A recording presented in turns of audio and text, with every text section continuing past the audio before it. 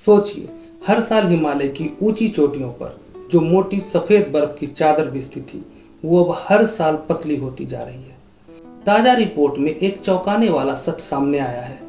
International centre for integrated mountain development ICIMOD के अनुसार इस सर्दी 2025-26 में हिंदू कुश हिमालय इलाके में बर्फ की स्थिरता औसत से 27% कम हो गई है। ये चौथा लगातार साल है जब बर्फ इतनी कम टिक पाई है।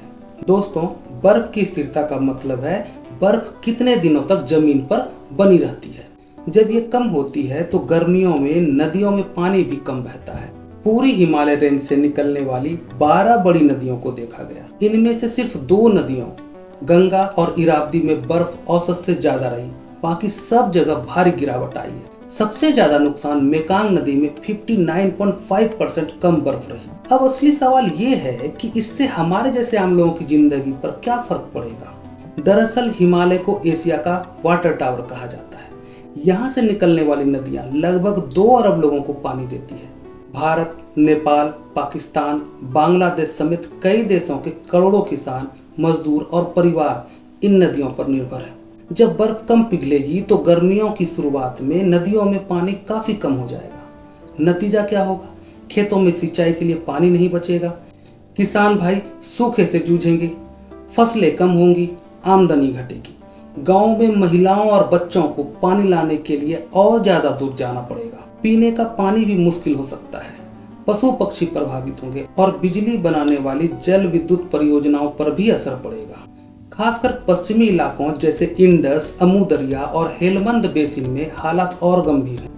वहां तो ज्यादातर पानी बर्फ पिघलने से ही आता है। रिपोर्ट चेतावनी दे रही है, अगर बसंत और गर्मी में बारिश भी कम हुई तो सूखे का खतरा और बढ़ जाएगा।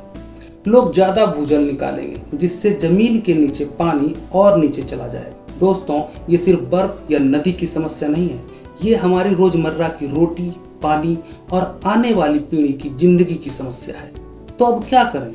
हमें पानी की बर्बादी रोकनी होगी, वर्षा जल को संचय करना होगा, सूखे की तैयारी पहले से करनी होगी। सरकार, समाज और हम सबको मिलकर काम करना होगा, जागरूकता फैलानी होगी और हिमालय को बचाने के छोटे छोटे प्रयासों को बढ़ावा देना होगा। आपके इलाके में पानी की क्या स्थिति है? क्या सूखा बढ़ रहा है? कमेंट में जरूर बताएं।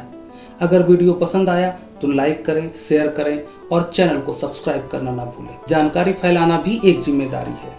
धन्यवाद। जय हिंद, जय हिमालय।